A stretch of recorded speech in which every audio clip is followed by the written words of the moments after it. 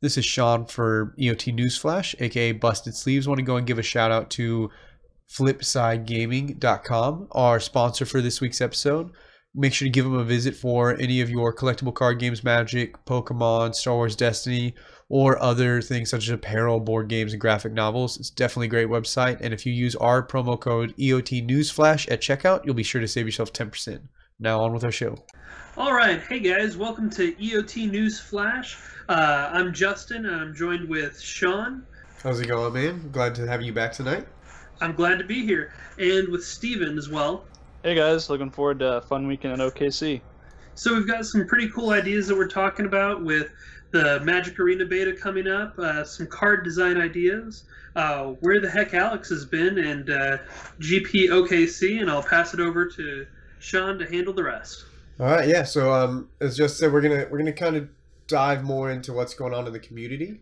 Right now, standard's stagnant, modern's insane. So that's gonna be the smallest portion of what we're gonna be talking about. So we're gonna save that for the end. Wizards actually come out with pretty cool news that came out twice this week. There's two different segments of news that are really interesting. We're gonna start off.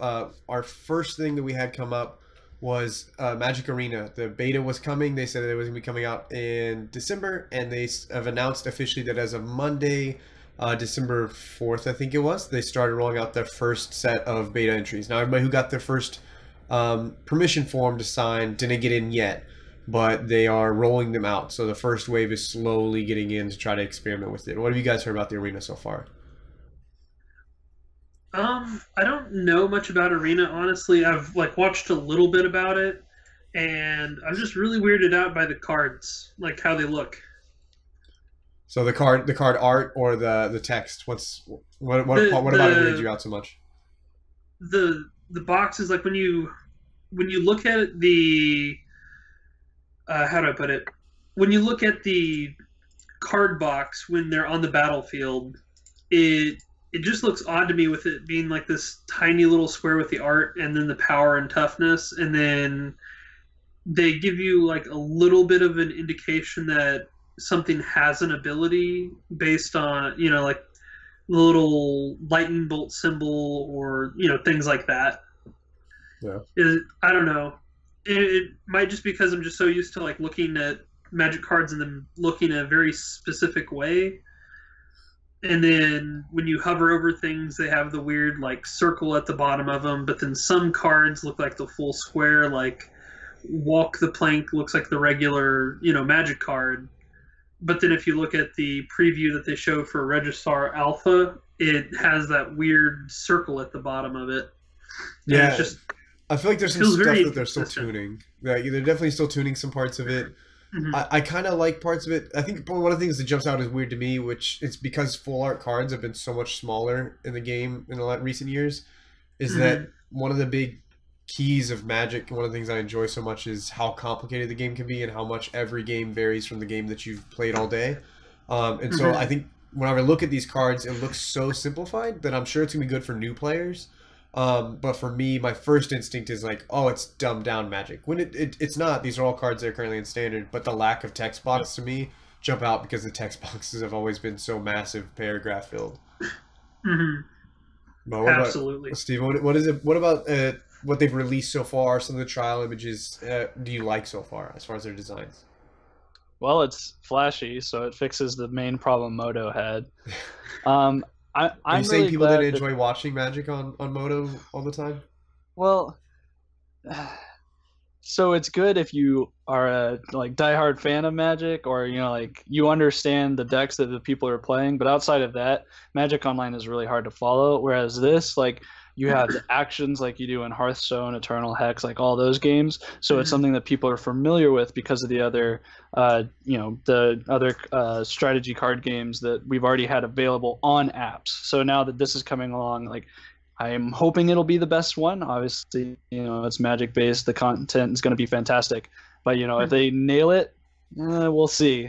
Moto hasn't been a good indicator of their technical prowess, but I'm willing to throw them a bone on this one. So what about the gameplay features are you looking for, Justin? Not necessarily collections or any of the outside the actual game, but whenever you're in the game, you're battling against an AI or somebody or somebody random. what from the game play control do you want to see that's might be similar to other games or hasn't been done yet? I would really like to see. So there's another card game called Eternal. It's one of the like app/computer card games, and it has a mode on it called Forge, where you do like this pseudo draft and you build a deck, and then you go against a bunch of NPCs, and then the final fight, there's often a random modifier rule, like, you know, cards this time, you know, when you play a card, summon another card of a random cost or whatever. And it's just a lot of fun, and it's a really good way to build a collection as well, without having to get into the super competitive side of things until so you build up your collection so that you can then go into, the more competitive sides. And I would hope to see something like that in Arena. That sounds a lot like the tavern brawls that Hearthstone introduced, where it's a fun style. The rules are a little bit different, and there's normally a reward every week. You get a booster pack, or you get something. It's just a way to make the game a little different. Which, I mean, it could be a way for them to experiment with new multiplayer game ideas and other things that they can bring into it. I know personally, I'm really hoping to see, because one of the biggest things with Magic Online that I think knock it off on beyond the fact that it's information overload and it's very boring to look at, is also the amount of time it takes to watch it. So I would not be surprised if maybe these have best of 1 options and best of 3 options, but also a clock management system that is like almost like Hearthstone with a rope. It'll be a little hard to do at full Hearthstone level because they use less cards in their decks. Their cards are a lot simpler. Magic, unless they're reinventing the entirety of the game, it's not as simple, but something where the pace of the game is kind of forced to be sped up by, if somebody's taking forever, they're losing their time. But then that also raises concerns about future card design, because any cards they design moving forward have to be able to fit into their new idle pig of like what they're doing, assuming that this is what they stick with. I don't think they should tailor the paper card game to Arena. Like, if a card is too complicated in paper for this, I hope they just make a different version. Like, I know that won't be like true to the testing, and I know that I don't think Moto is planned to be the standard or the standard testing ground. Like, I think they're hoping to get everyone onto Arena so they can make more money in other places. But yeah, I think they would probably dumb it down for the app in order to help out, the time or whatever is involved there. Well, I do not want to see them changing the paper game to accommodate for this. That would be very unfortunate. I don't want to either, and that's where I don't think we're going to see a lot of the older cards, like your Doomsdays. They don't port to this game very well. Fetch lands, imagine fetch lands in this is going to be a little harder to do. It's not much, but it adds a little bit of extra time.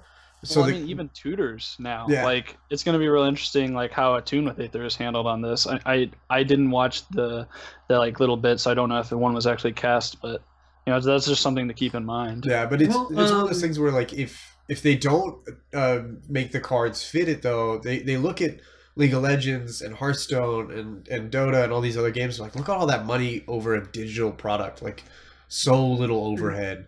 And so I definitely think they want to push for this. And so I would not be surprised if, at least for the next couple of years, cards are more face value, which is what Magic went towards anyway, where it's less spell-based, it's more creature-based, everything. Like, think about all the recent sets where we had Coco Company, because it was all about creatures coming in and doing things. And so you're not really worried about spells. And so by doing that, that translates well to this game. And so whether or not Magic moves that path. And I've got 2 more things. The first one is another thing that I hope to see, and that's shortcutting loops. So, for example, if you were to play the old version of Abzan Coco, where you go infinite with Kitchen Finks or Murderous Redcap, I mean, you probably just kill yourself by running out of time because you have to like click through all that stuff. So I would like to see some way to, like, if you can demonstrate an infinite loop, it somehow shortcuts it. And then the other thing is, with this, once again going back to Eternal, there are actually a number of tutor cards and like fetches. Like, for example, there's a 1-mana card called Seek Power, and you fetch a basic land out of your deck. and put it into your hand. And what they do is they just have a little like bar show up, and then all of the available cards for you to choose with that like pop up in that, so you don't see your whole deck. You just see those like 2 or 3, 5 cards, and then click it, and then they've got other ones that can tutor for more things, and you can like scroll through them and whatnot. And they've done it very efficiently, where you can still, even though you have a limited amount of time per turn, you still have plenty of time to go through that fetch. So Magic Arena could have fetch lands and things like that in it without taking too much time. Yeah, that's a good point. So moving into like what we can expect to see from the betas. I don't know about you guys. I know I got my email for the beta. I filled out my form, and I'm supposed to be one of the first beta testers. I haven't gotten the actual invite code yet for how to download it. But they sent me an email saying I'm part of the initial wave, so I should get one hopefully soon. There's not really any way to tell. And in there they kind of explained what the beta is going to look like, and the beta is going to have you're not going to get. It's just it's what they announced. It's going to be Ixalan constructed. So basically, it's what was the format called where it's just the one set? Block constructed. It's basically block constructed, and they say towards the end of the beta testing they're going to roll out drafting and collection and how to get collections and build collections and adjust collections. But those are things later. So to start off, it's just going to be, which I'm kind of excited for, because block constructed means I could possibly play a pirate deck, whereas like I can't play pirates in standard very well right now, but I would love to play me some blue-black, blue-red, like pirates, and I can beat up on some dinosaurs with some tempo pirates. I don't think I could do it. I really got beat up on energy with pirates. That's not happening. Yeah. But I mean that's pretty exciting. They did say that they are going to eventually introduce the idea of collections, which raises the question: based off of what you've played before, my experience is mostly Hearthstone and Magic Online, and I know you guys have done Eternal and a few others. How do you want them to handle their singles and collection system? Like how do you want to get new product? How do you want to swap out product that you get that you don't want? Justin, I know you with Eternal, you were mentioning some of the ways to level up your cards. So what are some of the things you want to see them do? Okay, so once again, like the Forge was a great way where you draft the deck, you get to keep all those cards. In those get added to your collection. But obviously I want to see drafting in Magic Online, and I don't want it to be like Arena and Hearthstone where you don't get to keep any of those cards. If I draft a card, I want to keep it. I would like them to have some sort of system. Like, I really, really hate the whole pack dust system. I want to just be able to buy my singles. Please, if anyone at Wizards is listening, do not do the dust bullcrap. Just let us buy singles. Well, the question with the buy singles though is I've played Hearthstone for a long time and I've never spent a penny. And the only way I have the collection I have, it's still not as good as a lot of other people, is the dust system. So if they don't do a dust system and it's where you buy singles, where does the free to play, the F2P part kick in? Just use the same gold that instead of buying that pack that you would have with that gold, just buy the card you want.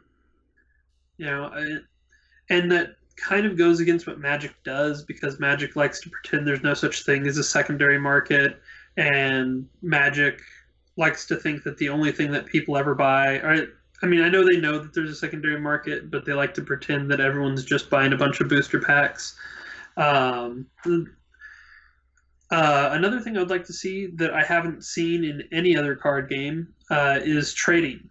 I know Moto has trading available, but both Hearthstone and Eternal don't have trading, and I think that's dumb. Like being able to trade between players, like trading. cards or whatever. Yeah. Oh, you just have to be careful. Sorry, with my that. notes is a little stuff. No, I'm with you. The only problem with that is you open up like the real world trading aspect to it. So if they're wanting to minimize the number of people who can just like get rid of collections and like get money for it, that'd be one thing to keep in mind. Also, if like someone's account got like jeopardized, someone could just like lose their whole collection or something. So that's why I think like the solution for card games that are going to be on apps or like any digital card game, you should have a subscription option I mean, most games that you're playing on the computer and stuff like already have this system, so it's something gamers are used to. But like maybe do like $5, like $2 to $5 a month, and you unlock all the cards.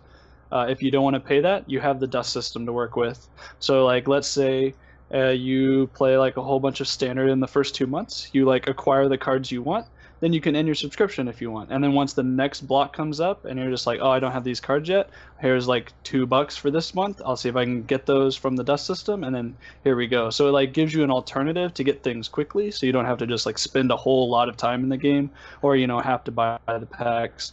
But I'm obviously like the cash cow is in buying packs, so I don't foresee them doing a subscription plan as as great as that would be. Yeah. Yeah. I know. See, my issue with the go ahead.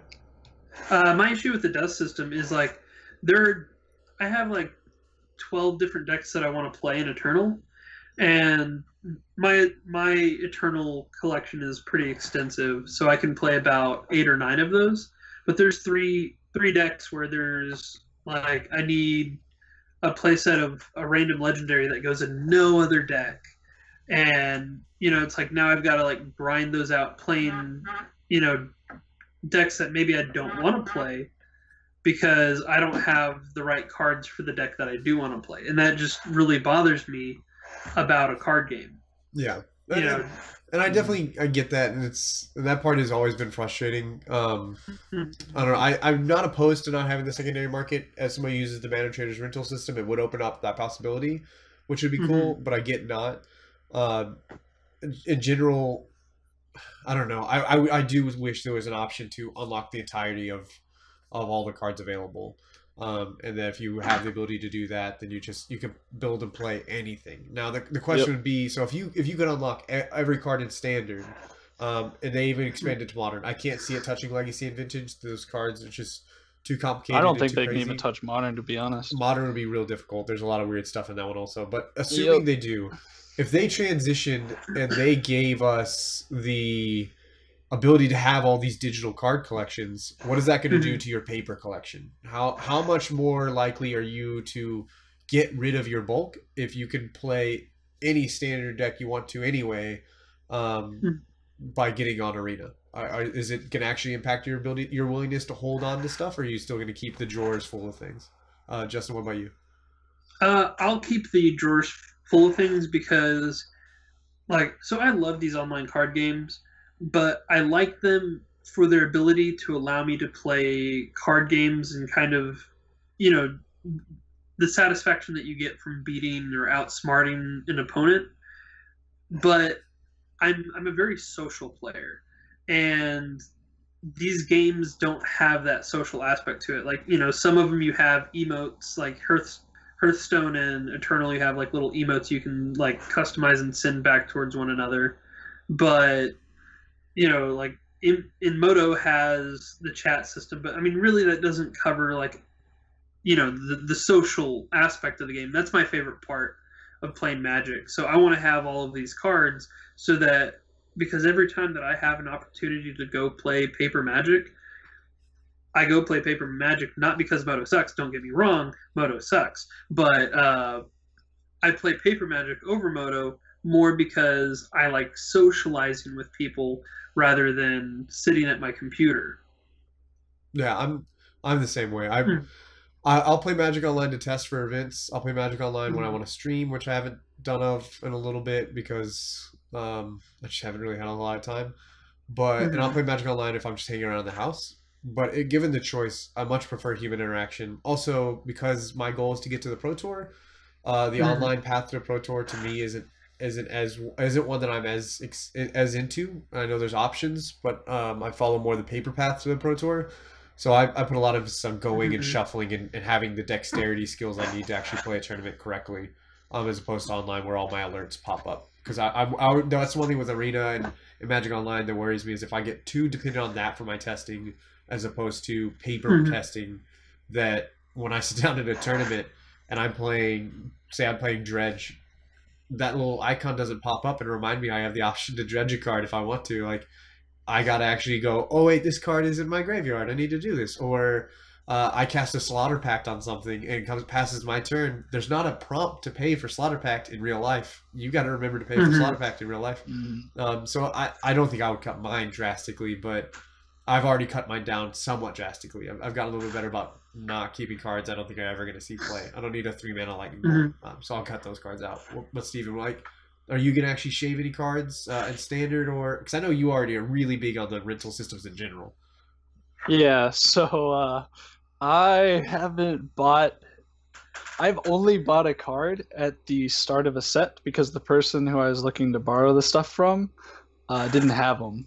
And like I will get a couple of the key cards in order to be able to like exchange them and be like, look, like I have these chase rares people needs. Like for instance, I have 8 hostage takers just in case like people need them. It's just like, all right, look, like here we go.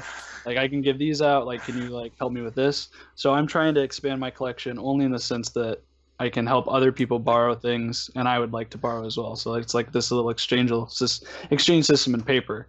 Like I haven't bought in a pack in forever. But I don't know. Like I think I guess I'm hoping Arena. Hearthstone for me has just been this casual game, so I'm really excited for the beta. Yeah. It's something I just do whenever I'm bored and I have nothing else to do. It gives me this sense of accomplishment. I'm hoping Arena becomes something a little bit more serious for me that's going to let me test a lot. But I also don't see it replacing the paper Magic, and that's something I hope Hasbro and Wizards keeps in mind. Is a large number of their players have no intention for this game replacing paper. So if the game changes because of it, like we had talked about earlier, or if they start moving away from heavily supporting paper and paper tournaments because, oh, Arena's so great, that a lot of these people who are playing Arena, giving them that viewpoint, might not stay with Arena if it's not supporting the paper game that they enjoy so much. Yeah. So I think the biggest thing with Arena is Wizards is going to have to be careful how hard they push it on the competitive scene, because if they open up Arena to have Paths to the Pro Tour alongside with Magic Online and like paper, and they like make a heavy push to emphasize Arena over like the just like in-person events, then you're going to have this weird like couple months where like everyone's going to just be playing Arena, and it's like, well, why do I need to go to a GP? Like I can just like stay at home instead of driving 45 minutes. Like you're going to cut out a lot of the casual crowd from the GP because it's like, why do I want to go here and spend like $90 to $100 because the GP prices are going up, you know, thanks to the monopoly we have. And it's just like, I think they can have the balance of the 3 systems and it'll be great, but they just have to be careful of how hard they're pushing one over the other. And I don't think you'll ever be able to replace paper Magic, like you guys are saying. Like the social interaction is just too important, and like being able to see people's expressions is great. I mean, obviously people are going to be able to stream, but like that moment when you can like exchange glances with your opponent, like you don't have to say anything, you just be like, oh yeah, I'm screwed, like you got this, like sweet, and you just like extend the hand. Like there's that like small little exchange that you're just not going to get in paper. Yeah. And it's those moments that make Magic. The qualifications come away from Moto to go to Arena. Definitely don't want any qualifications going away from paper to go to Arena. And I still would hope they follow, at least to start, the Moto map path of like qualifications are at very specific times, once or twice a week. It's not really easy to qualify for. One person is qualifying, and that way we're still moving away from it. But I mean, who knows? Maybe conspiracy theory for another episode. We don't have time this episode, but maybe the reason all these prices for GPs have been going up, and the reason all these, you know, everything's been so hard to get to, and they're cutting back on supporting other tournament organizers, is because they're going to kill all the GPs anyway for Arena. Who knows? Maybe that's what it all was. I honestly think if they do that, Magic will die, because I think Magic has missed this window so hard. Like if Magic came out like if Arena came out 6 months to a year after Hearthstone, I think it'd be fine. And it would have been established like in this app like marketplace that we have of like games that, you know, develop people's time. But now you already have things like Clash of Clans, Clash Royale, Hearthstone. I guess, I don't know if Candy Crush Saga and all those games are still being played as heavily, but you have these games that people are used to and they're comfortable playing, and like pushing into this scene with something as complex as Magic is going to be, I think is going to be hard for them because of how established other simple games are. Like, does that make sense? Yeah. No, I think it's a lot of that also just the bitterness. Like if paper Magic died, you would have all these Magic players who have thousands of dollars, some of them way more than thousands of dollars of paper collection, and the way they're gonna look at it, because Magic players aren't always the most reasonable. They're gonna look at it as a hey, you guys have taken away my paper collection's value for this digital collection, and that's what's gonna suck. Yeah, but I mean, in the end, we're only holding on to like very small pieces of cardboard. So, I mean, it's just like if suddenly like baseball cards or like, you know, football cards, anything like that just suddenly lost their value. I mean, it's just tough luck. And Yeah. I honestly hope it never happens because, I mean, I also have like a good chunk in Magic, but it's just don't get rid of the paper. Like, you just can't. There's too much of that social relief, really. Like for me, just being able to go out, have a good time with a complete stranger, and then like maybe, you know, like that blossoms into a sweet friendship, like that's great. Like one of my favorite experiences with Magic, sorry, real quick, at GP Vegas this year, my last round opponent for the Legacy GP was from Brazil, I believe, and at the end of our match, he's like, "Hey, would you go ahead and sign my playmat? I'm collecting."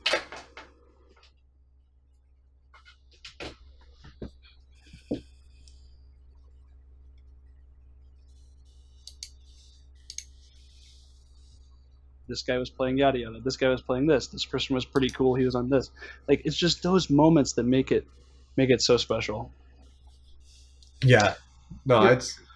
I think losing that personal aspect would just be a huge hit to the desire to actually play the game. That's, I mean, it's big part of the hobby is the work that I've put into it, but also why am I doing it? What am I getting out of it? And so I think that would be a major blow to the game itself. So Yeah. speaking of the game though, Wizards also announced, beyond starting our beta for Arena, they started the rollout for announcements and information on the Great Designer Search 3. So this is something I've never seen them do it. This is the third time they've done it, but the other two times were either when I wasn't paying attention to what Magic was doing or before I even started playing. But it's basically a series of trials in which they're going to have people who compete write essays and answer multiple choice questions, and it'll be a big series of steps that they're going to go through where they're going to whittle down from everybody who wants to enter all the way down to a set of people who are going to eventually compete. I think they said 3 people or 8 people are going to go to Wizards and compete for a 6-month internship as a designer for Wizards of the Coast, helping them design cards moving forward. I know I signed up, and I think Justin did. Steven, did you get a chance to sign up for this thing? No, I don't think that I could fit that into the career path I'm taking. I'd love to. It'd be a lot of fun, but it's just not in the cards for me. Yeah. The way I see it, it's going to be a lot of fun, whether I get offered the position or not. I'm mostly excited about the ability to just compete in this more than anything else. Yeah, designing cards and stuff is like pretty sweet, and I really enjoy like the custom Magic like subreddit, and then anything that Robo Rosewater pumps out, like just some of the like really cool and absurd ideas that people or machines now can come up with. It's just really neat to just like, oh yeah, that hasn't been done. That's actually awesome. Yeah. I mean, it's been a dream of mine to design a set for a long time. A few years back, I designed like 10 or 15 cards into a set, and my goal was, I was teaching a friend to play at the time, and he didn't understand that there were like different phases and how the stack worked. And so I was like, I'm gonna design the most complicated possible system for you to play Magic ever. And so what it turned into was like, it had like stack manipulation where there were spells that could move other spells to different priorities on the stack, so you could leapfrog around counter spells. There were spells and creatures that would basically all the spells would have an effect where you get something and they can maneuver a spell on the stack, but then also you could like phase things out for random portions of the game. And so it's like you would play a creature, this creature would leave the battlefield and then return to the stack at the beginning of the next main phase, or return to the stack at the beginning of your opponent's next instep and stuff like that. Mm-hmm. And it also would like it played a little bit with some split-second style effects that I hadn't fully worn out through. Like, it wasn't fully split-second because that would be really powerful in a set that was designed to manipulate stacks, but it was a split-second where you had to meet this requirement by playing spells with certain keywords or a certain number of spells before you could actually take part in the stack going on. So, like, you play a spell, I play a spell that locks you out of it unless you are able to play 2 back-to-back instants, and then now you can partake in the stack again. It was really weird. Or cards that gave you rewards for playing them in different parts of the phases. Rewarded a player if you played the second main phase, you gain 3 life. Something really small. Like raid? Huh? Yeah, like raid. But like there was literally no other aspect to it. It was just play at the second main phase, you gain some life. Because my friend would never play second main phase. He would always just like untap, slam his creature main phase 1, go to combat and pass. And I'm like, dude, you're telling me that I don't have to worry about anything else anymore when you do this. Yeah. So I was like, here's a card. If you just don't be dumb, you get 3 life. Well, you're welcome. But keep in mind, like, if you're not familiar with card games, like, why would you wait? No. It's just something that they're not used to, and it's just something you got to iron out. This was months of trying to teach this kid. And I even at one point had like written down all the phases and stuff, and I had explained it multiple times, and he still was just slamming them. I'm like, and he wasn't a kid. This was a friend. This was one of my employees at the store I was running, and I was like, so we were sitting up there when it was a slow day playing, and I'm like, you're killing me right now. I just want you to understand, like, you're really killing me because I love. Well, if he was attacking with creatures, spells. That's correct. He was trying to kill me, but I love timing the spells. I was like, oh my gosh, so. There's not much information coming out of this competition. The same I didn't get a chance to mention Arena. I did get an invite, like I said earlier, but we are not gonna be allowed to say anything about Arena until they officially lift the ban. So you're not gonna be able to talk about anything. With this one, it's gonna be similar. So if you sign up for it, you won't be able to talk about any of the test questions or essay questions they give you until the day after the final due date to turn that stuff in their rules. So you can actually, like, if we partake in it, if they release the thing on a Tuesday, it's due on Wednesday. On Thursday, when we record a show, we could actually talk about what was the last question, what did we put, how did we read it, because I'm sure it's going to be, with all the people taking part, it's going to have some weird aspects to it. But you're okay. Able to... So are you wanting me to go ahead and sign up so I can participate in that episode? I mean, you don't have to, but it'd be cool if we could all talk about our answers and whatnot. No. I'm ready to form this podcast competition. Let's go. Steven, you don't sign up, because that way that gives us somebody to pose the question to, and you get the little reaction time we get. No. Ah, okay. We get no. I got you. I'll do it live. Yeah, so it's like, okay, so here's this. I want you to for the essay question, you're not going to write an essay on the show. But if you're not planning on taking part in this competition anyway, now it's just you get to give us an on the spot response. Okay. Because it doesn't sound like they're giving people much time to filter through all this stuff. Because with an open competition, they've got to have like some real cutthroat rules to cull the herd. Yeah, probably like minute timers. Have you read the trials? Like the information on the trials yet? I read there was essay prompts, and I read that there was multiple choice questions. I haven't really read it all in detail. I just was like, yeah, I'll sign up. Oh, okay. Well, so contestants will have for the first one, it's 10 essay questions, answers between 250 to 300 words in length, and you get 1 week to do it. And then everyone who completes trial 1, everyone who actually does it, goes on to trial 2. However, on trial 2, it's going to be a multiple choice test, and they're essentially taking the top 100 approximate candidates. Yeah. And then so I'm really intrigued, because like so basically they probably won't even look at these essays until they get the top 100 people from the multiple choice question. The essays are solely there to be like, hey, you have to write all these papers in 1 week. And a lot of people are going to be like, oh, no, never mind, I'm out of that. And the first one they get to that's weird, they're going to be like, it's like 3 paragraphs. It's not much, but you have to do a big chunk of them. And I'm sure they're going to be pretty complicated concepts. Yeah. And then number 3 is going to be designing not actual Magic cards, but theoretical Magic cards. And they break down like how they're going to judge. So it's like 30% for creativity, 20% for design aesthetic. Knowledge of Magic is another 20%, and then originality, which I feel is the same thing as creativity, is another 30%. No, because like so creativity could be like the way I would read that is I can take a card that's already designed and design it in a way that is a different way. So I'm not like it's not a vanilla reprint, but it's also not creative because it's like, oh well, we've seen that effect. Mana dorks with different restrictions are creative because they're giving you restrictions, but mana dorks themselves aren't original. Gotcha. That makes sense. And so, then hey, you could do the Exert land we talked about like way back when. The Exert Ancient Tomb? Yeah. So that would fall under creativity, but also still not originality. Yeah, because you're using Ancient Tomb and the Exert mechanic, What they're so they're also going to be looking for, are you giving abilities that have already been mechanics and you're just not putting that mechanic's name in there? So if I say, I tap this, it does this extra effect, it doesn't untap, they'll be like, oh, well, that was a creative way to do it. We're taking off points from originality because that's just the Exert mechanic and we want you to design something new. But keep in mind, they do that in sets knowledge of to hide Magic them. a little bit. I'm sorry? Justin?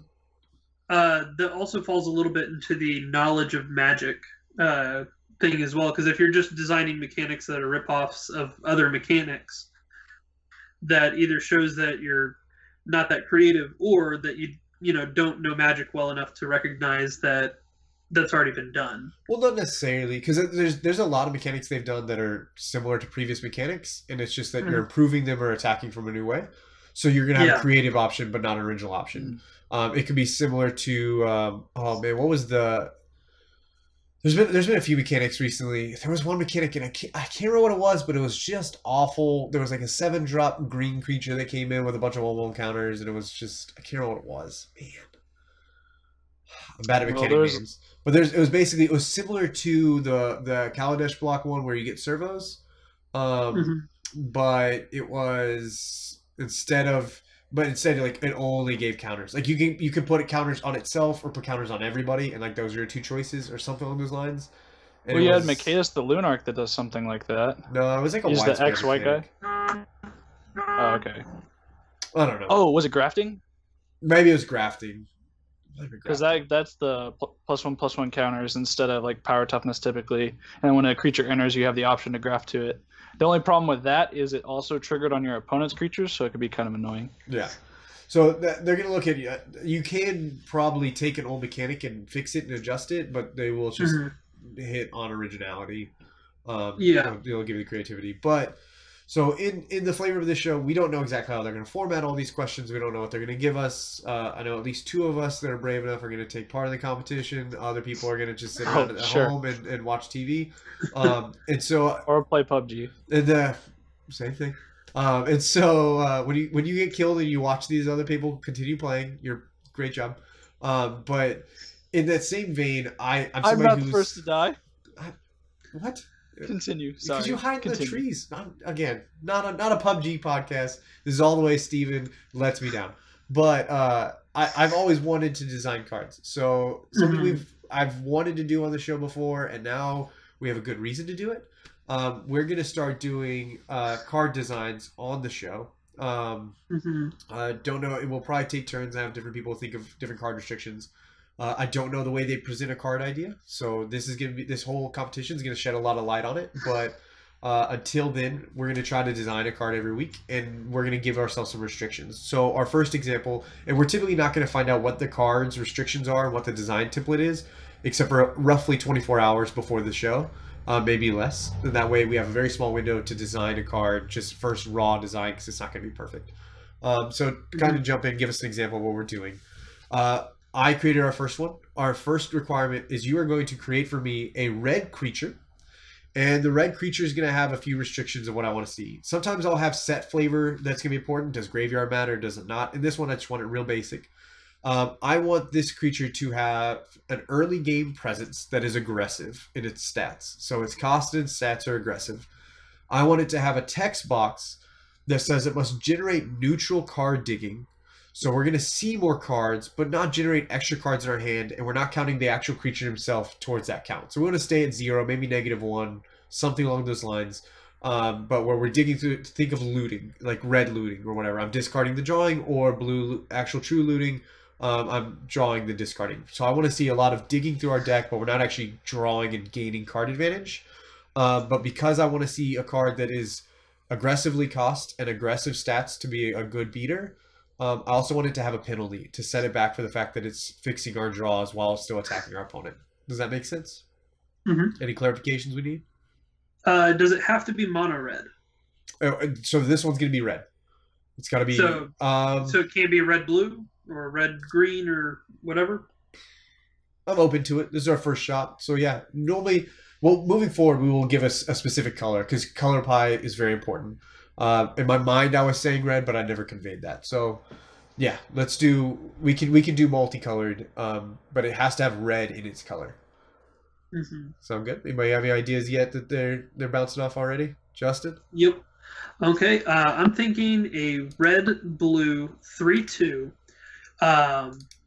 When it attacks, you can discard a card, and you will flip over or reveal cards in your deck until you reveal a card with equal mana cost or less than the card you discarded, and you'll put that card into your hand, and you'll take 1 damage for each card revealed this way. Put those revealed cards on the bottom of the deck.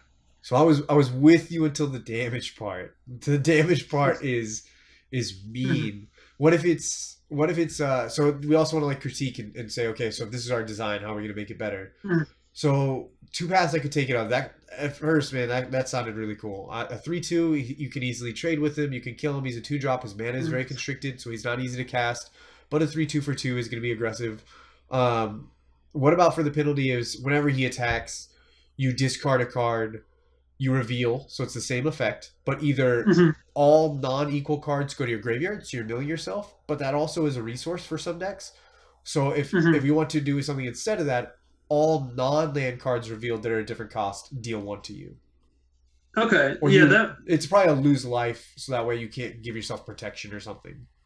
Because I play a lot of graveyard manipulation decks, I considered putting the cards in the graveyard a benefit more than a penalty, especially with it being in red-blue because Snapcaster exists in that. I guess it could be exile instead of graveyard, yeah, because graveyard and with delves and things like that, that's pretty strong. But so I went with the damage because of that, and I was thinking that the damage wouldn't be that bad because if you discard, like, say, a 2-mana, it's a very Delvery-esque effect. Yeah, but if you discard like a 2-mana spell or a 1-mana spell, and you flip 10 lands.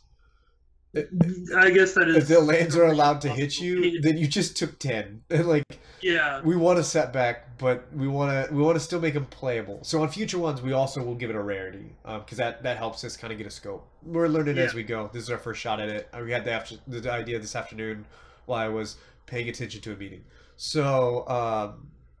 Steven, what do you have? Do you have any modifications to that card, or you got a brand new idea?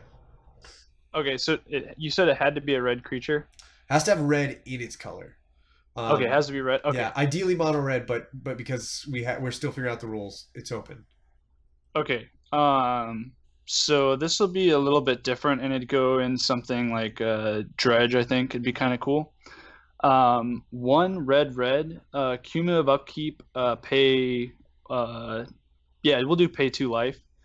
Then it's, whenever it triggers, or whenever an age counter is put on this card, draw a card equal to the number of age counter, or draw and then discard a card equal to the number of age counters on this card. So it deals damage to you the longer it's in play. So for 2 life, you'll loot once. Maybe it should be pay 1 life, but then that kind of gets good once you get to 3 or 4. I don't know how that would actually scale, but this does seem pretty interesting. But yeah, so it'd just help you churn through your deck, and in a red deck where like you might be out of gas. This would be a way that punishes you for playing it, but it also get you to the cards that you really want to play. And whether or not you want to use a graveyard synergy like Dredge, or if you're just like trying to get the like last few points of damage, maybe you could also have like an activated ability for like 6 mana, deal damage to your opponent equal to the number of age counters on this. Maybe something like that. Okay. So just like a quirky enchantment that's probably not going to see play, but has a neat effect. Okay, that makes sense. So my first instinct was to attack Burning Inquiry on a creature, but I want to have. I really enjoy. I would love to see a little bit more random in the game of Magic, even though I know it's not popular from the competitive standpoint. So my design was 1 in a red for a 2/2. So we have a 2-drop Grizzly Bear, right? It can be aggressive. It's not lighting anybody on fire, but it does a thing. And when it comes into play, you're going to roll a 6-sided dice. You draw that many cards. Then you roll another 6-sided dice. You discard that many cards at random. And then you lose you lose life equal to the combined dice roll, half of it rounded down. So if I roll a 6 and then I roll a 4, I draw 6, discard 4 cards at random, lose 5 life. If I roll a 1, then roll a 1, I draw 1, discard 1 at random, lose 1 life. Does that make sense? So it's a 2-drop Grizzly Bear that we're not planning on anything. Who knows? Maybe my draw is higher, but you also could roll a 1, draw 1 card, roll a 6, discard 6 cards, and then you lose, that's combined 7, so you lose 3 life. So you discarded 5 cards and lost 3 life. So that's not great, but has the potential for a payoff. I don't think I would ever play that card. I think if you changed it to where it could remember the stack of cards that it drew, that might be better. So like if you draw 6 cards, from those 6 cards, you would randomly discard 4 of those. So that way it doesn't like punish the crap out of you if you roll worse on the second one. And that way it doesn't feel quite as bad. What about if you just like whiff real hard? So what about you roll your 6-sided dice and you discard cards equal to half that number rounded up, and then you lose life equal to that number. So you lose life first. Yeah, I'd actually like that. So if I roll a 5, then I lose 5 life, I draw 5 cards, and I discard 3 cards at random. I think maybe that's a little high on the life loss. Well, I think what I would have done is set it very wonkily, but roll 6-sided dice, put that many cards face down in front of you, and then roll a second dice and pick a number of cards equal to the dice rolled, and those go to the graveyard, the rest go to your hand. So that way you don't see them, so it's still the random discard part, and then the cards that there's a chance that all of those cards that go right in front of you face down go right to the graveyard and you don't touch them, but your hand is never going to just like get wrecked because of that. And then it's like sometimes it does something crazy like draw 5 cards. Yeah, I mean that could be sweet. What about here's one more and then we'll move on. We're gonna do this. I like this. I think this is fun. So if people like it, I would like to do this every week. But what about this? If it's 1 red mana and you get a 3/3, all right. So we got some value coming in, right?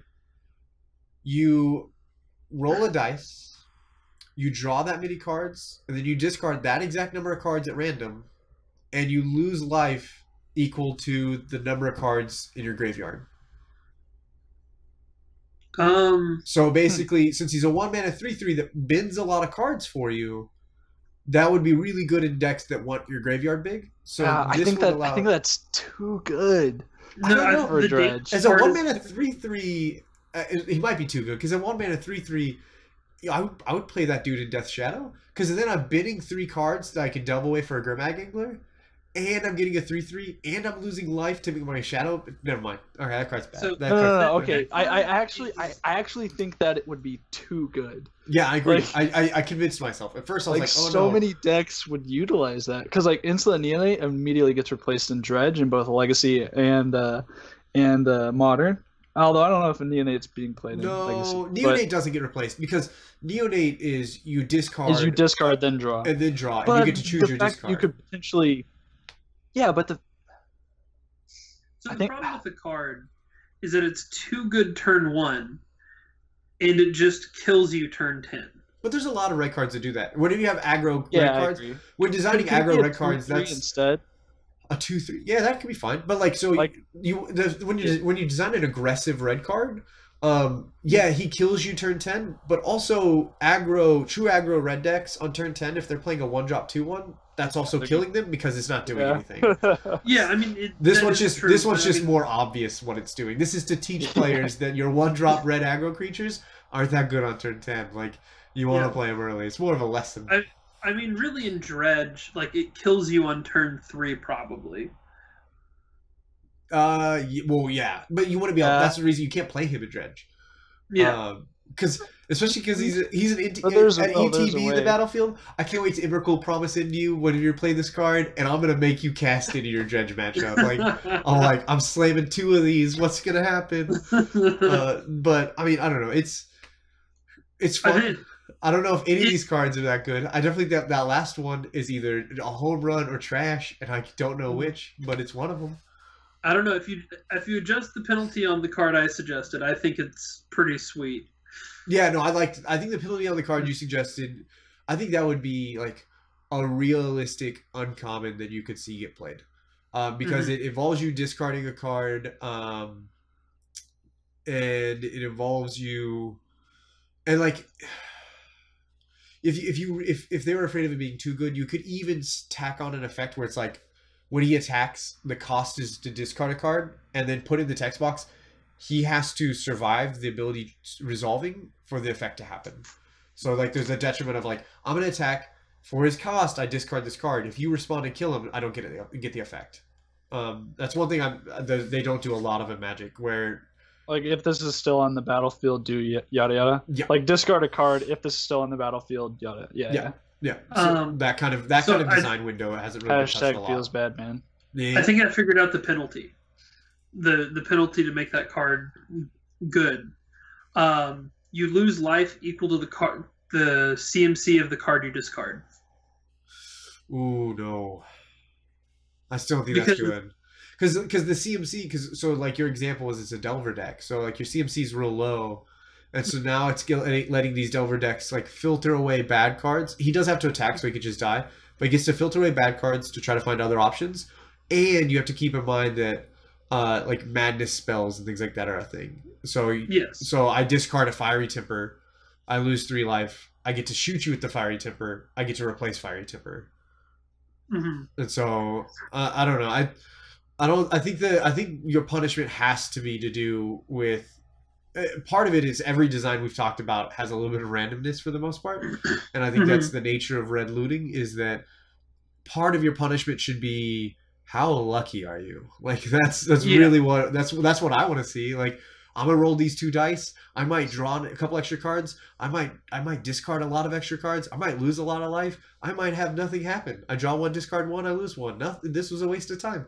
That's where I want to be at. Like that. What I want to. When I think of this card, because I want it to be on a creature whose body is going to be castable, and you're going to be turning him sideways already anyway. And so you just have this extra randomness effect that might be awesome or it might suck. But it's an aggressively costed creature. So I think we need a seasoned red mage to come make a decision on this. No, we don't want to invite seasoned red mages on this thing. All right, I'm learning to be a red mage, and what I've learned is you don't want to invite those people into your home. They're all so grumpy, and I can say it because most of them won't be listening because they're just going to be grumpy about something. So we have said something earlier that the seasoned red mage is like, those morons, they're going to have already closed it. It was my enchantment bit. That's what it was.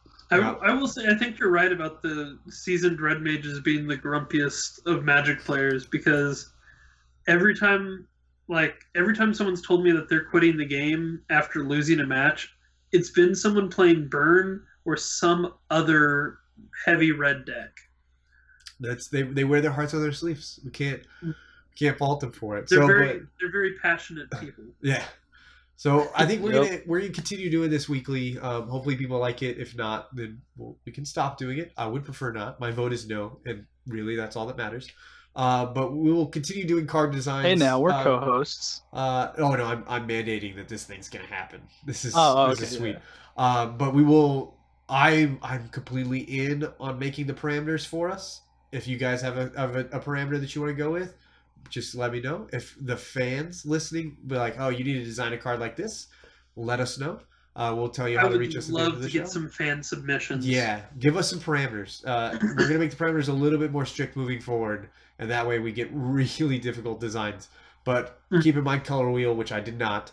Keep in mind the pace that you want the card to have affect what do you want it to be doing as far as do you want it to be in an aggressive deck or a slow deck, and text box.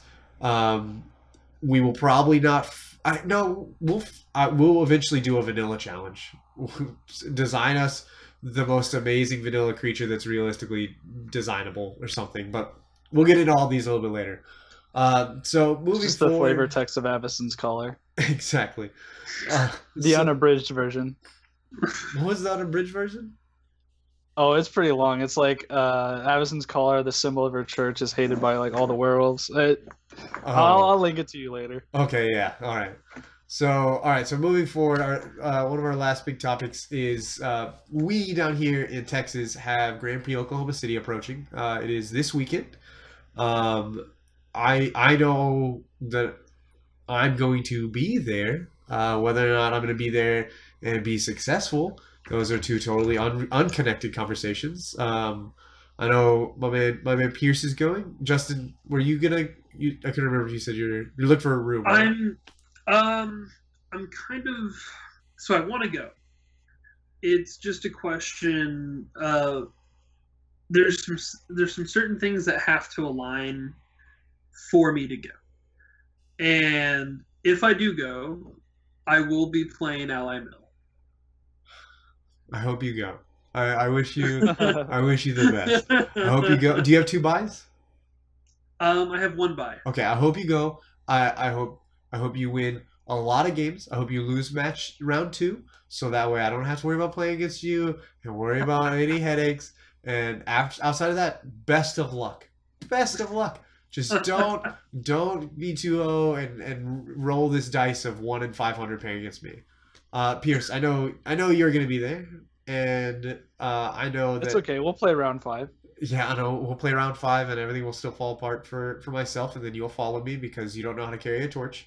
And so I know that both of us have been testing a lot. I've tested a decent variety of decks, not an insane number, but a few different decks. I want to know how your testing's going. How are you feeling about Grand Prix Oklahoma City in this modern format that is very safe and stable? It's a giant question mark. So I wanted to pick up Lantern, played a couple rounds, didn't feel good with it. Like I've had experience with it previously, but like, I know it's super powerful. I just don't think I was doing it right. And it just wasn't something I wanted to like sit through a tournament whenever I think there's going to be a lot of control as well. And also people play slowly. So I'm going to either play turns with the Giga Draw's Exhaustion variant, because I think that's better right now because you're going to see more creature decks. So Exhaustion is just naturally better against creatures. And then my backup to that is Grizzle Shoal, because I also think graveyard decks are pretty strong right now because people are skimping on their hate. It'll probably come down to Friday night as to which deck I'm going to be playing. So, well, while you're doing your testing, let me know how that graveyard hate's looking. I've tested a pretty wide range. I've been trying to narrow it down. I've tested Affinity. I've tested Lantern. I've tested Blue White and Jeskai Control. I need to test this some Eldrazi. I tested Eldrazi Tron the other night, and I went 4-1 with Eldrazi Tron. I think I was salty because in round 1 I drew, what was it? Between maps and everything else like that, I had like 4 spells to like 13 lands, and I lost my first match on the league, and I went 4-0 the rest of the matches, but I was just so angry. And then I played Affinity, and I played 2 competitive leagues, and I played 10 straight Grixis removal decks. So nothing feels good. The format feels awful. Life has no meaning. So I don't know for sure what I'm gonna play yet. I'll probably be Affinity. It might be an Eldrazi variant. Depending on what my buddy does, maybe I'll just pick up Dredge and just hope to dodge Rest in Peace. Because my mentality has always been, I'm not going to a GP to cash necessarily. I'm going to shoot for the top 8 to win. Cashing, like if I wanted money, I would just not go play. Like that's the safer way to make sure I have money. And so I'm going to try to get to the Pro Tour. So with that mentality, I've always said to get to the top 8 and to win a tournament, it takes a certain level of luck. Like you got to draw well, you got to run hot, you got to dodge your bad matchups, and there's a lot of bad matchups. So I might just play the one that's going to dodge the bad matchups the most. Because I don't know what I'm on, and it doesn't sound like Steven knows what we're on. Our discussion of what decks do we want to face and what decks do we not want to face, I don't really know what I want to play and what I don't want to play against yet, because I don't know what I'm playing even. So I'm not sure if we can get much out of that, right? Do you have any decks that you know you don't want to play against? So I think in both versions, the 2 decks I'm selecting, Shadow's kind of rough, but this human deck can beat up on Shadow if I'm not mistaken, because it can race it just a tad faster. It really depends on Shadow's removal. But anyway, I digress. Shadow and Tron, I think, are the problems. Not for Shoal, doesn't mind Tron, but Turns does. Shadow, luckily Shadow is, my experience with Affinity yesterday night, Shadow has moved a lot of their interaction spells out, like discard and counter spells, for more removal spells for these human decks. So that helps, I'm sure, because they're beating the crap out of my robots pretty effectively. I mean, I went 3-2 and like 4-1 or 3-2, 3-2, but man, it was the most frustrating situation in the world. Like, I was so angry. I looked at an opponent's graveyard at one point. He had Snapcaster Mage in play with 2 Fatal Pushes exiled. He had 2 Kolaghan's commands, 2 other Fatal Pushes, 2 Lightning Bolts, and a Stubborn Denial in his graveyard. And I was like, this is turn 6. Like, what all have you killed? Like, you've killed an Ornithopter just to kill the Ornithopter by now. Like, I don't really know what we're even hoping to have happen. It was infuriating. Welcome to my testing. I've been winning. I haven't gone worse than 3-2, but I don't feel good about anything. None of it feels great. That's just Modern in general. Yeah. This is why I'm playing the Troll deck if I get to go. I've been testing with I know Delver's not exactly tier competitive deck at the moment, but Delver, Burn, Bant Eldrazi, and Eldrazi-tron. And I just had like something where I would take issue with how it was playing against certain matchups that, you know, it's like Tron or Storm or, you know, this deck or another, and I was just not happy with where things were at the moment. So I was like, I'll just make sure that people don't know what I'm doing until it's too late. Win game 1, try to find a way to win games 2 or 3. That's why I'm leaning towards away from Lantern and towards the format's just so open. I want to play a deck that if my opponent stumbles, if things don't go right, if I get lucky, I'm going to win game 1. And then I just have to find a way to win game 2 or 3. That'd be great. I'd prefer that. Like, I want to make sure, I want to plant my flag on game 1s, which is hard to do in this format, but that's my goal. The problem is you do that, so you choose a linear aggressive deck like Affinity, and you only play against the people who they plant their flag on.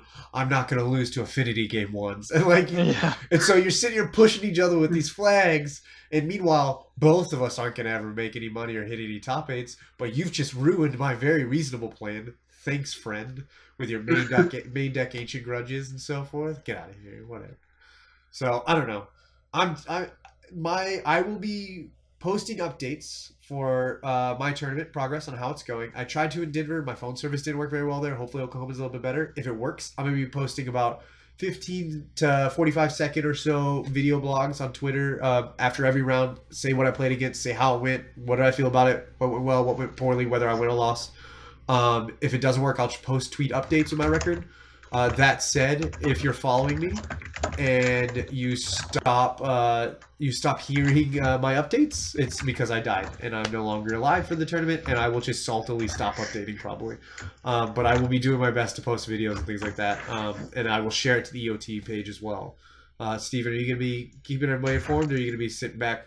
I don't know, if you're going to turns every game, then you might not have a chance to. Well, see, I'll take all 5 of those turns, and then turn 4, I'll do my little update, and then on turn 5, I'll be like, oh, okay, here we go, we'll finish the game. Oh, that's good. Yeah, no. Just at the beginning of every round, like, Judge, I need to take a bathroom break, and really just run in the hallway. All right, look, I told them I'm peeing. They're starting to get worried because this is 8 straight rounds, but I won this one. It was great. they're looking for me. I'll be back. And just take off. Well, so you laugh, but at GPLA a couple years ago, I went to turns 4 times, and the judges. Oh, keep in mind, it's mostly due to like my opponents. Like whenever they got a turn, they're like, as they're like shuffling the 2 lands in their hand or whatever. But not salty. It's okay. But anyway, the judges recognized me, and they like started talking about me, and they're like, "Oh, you're the turns guy." Okay, and then they explain. They had to explain to each of my opponents that I could take all 5 turns, and then the game would be a draw. There were some very unhappy people. Oh yeah, because that's a stupid rule. It's a dumb rule, and Magic Arena will fix that for us. So tie it back in full circle. I did not know that, Steven, and that's fantastic. Oh no. Yep. So all right, I've only done it like 3 times. Most of the times I get to that 5th turn, and if I know I'm just dead, I'll be like, "Yeah, you got it," or I'll be like, "Hey, look, I got it." You know. Yeah. I've only actually taken that draw 3 times. Oh gosh. So it's okay. It's okay. Moving on from Oklahoma because it gives me an aneurysm and it just makes me super frustrated even thinking about it. So I'm actually at a point where I'd rather play Sealed, and I'm not a big Sealed player. So that's where we are. No, get it out of here. No. Hey, welcome to my mentality right now. Dallas and Houston crap. I say it right now. Once those next limited GPs roll into Texas, I'm gonna be super angry about those. I mean, I'll be angry about no matter what happens. So don't worry about it. Like I said, I'm becoming a red mage. It's fine. So, but moving forward, I know we're wrapping up our show. We always are gonna track our dearly departed, rest his soul, former lead Mike, Alex. So who's got our update of what Alex has been up to recently? I know last week he was out in space checking on the Mars rover after reading Martian. What's he doing this week? So I'm pretty sure he's infiltrating one of the secret bases from Unstable, but whether or not he's gone to the right base has yet to be determined. What base do we think he's trying to head into? I believe the Agents of Snake. Oh, I think he belongs to the Agents of Sneak. Ah, okay. And he's trying to infiltrate another base. But maybe he got lost and accidentally infiltrated his own base. Well, and do we believe he actually belongs to that group, or they're just kind of letting him hang out? Yeah, I mean, he is a pretty handy guy if we're referencing the card art here. This is true. Yeah. I think it might be that like he pays them to hang out there. It's like they get to keep their lights on. He gets to pretend that he's a spy. Yeah, exactly. So I think he's a full-fledged spy. That's why I moved to Florida. I mean, look at all those ears and eyes. Yeah, definitely, most likely. So, all right, well, we're going to wrap it up. With EOTNewsFlash, we want to thank you for listening. Please share it if you enjoy it. Give us some feedback. You can find us on Facebook at EOTNewsFlash. You can also find us on Twitter at EOTNewsFlash. All real simple. You can follow us for streaming news of tournaments. We'll start trying to get better at the EOT page, sharing our individual things we're doing, as well as posting onto there whenever we have an event coming up or any of those things. You can find me at Busted Sleeves, so if you wanted to check my GPOKC Oklahoma City crash and burn, I'll be posting it live there until I'm dead. Justin, where can they find you at? At Justin Faulkner, capital J, capital F. All right, nice and simple. They also will know who they're talking to, real clean cut. I like to be anonymous and hidden, so you won't be seeing that. And Steven with like the luckiest hash, at name in existence. What do we got? We got at S Spell Pierce. So there's 2 S's to there. I can't tell you every time I hear your Twitter handle, I always wish that you would be like a Green Stompy fan, and so like you just begrudgingly took this. It's just rage. Yeah, it's just you're begrudgingly like, oh, stupid blue counterspell, but sadly this fits you, so it works. So I've been fitting. If I ever don't know what the 15th card in my sideboard is, I'm just like Spell Pierce. You just put it in there. I'm on like green-red smash, and I'm like, oh, I'll throw a Spell Pierce in there. It's fine. I've got a single Aether Hub. Everything's great. Yeah, exactly. So after Oklahoma, we'll be able to talk about how we do and give a breakdown. Follow again EOTNewsFlash on Twitter. You can follow us individually, Busted Sleeves, S Spell Pierce, Justin Faulkner. We'll give updates from everybody who's able to get there. But with us at EO2 Newsflash and Flipside Gaming, thank you very much. And Steven, the honor is yours. Let's do it again.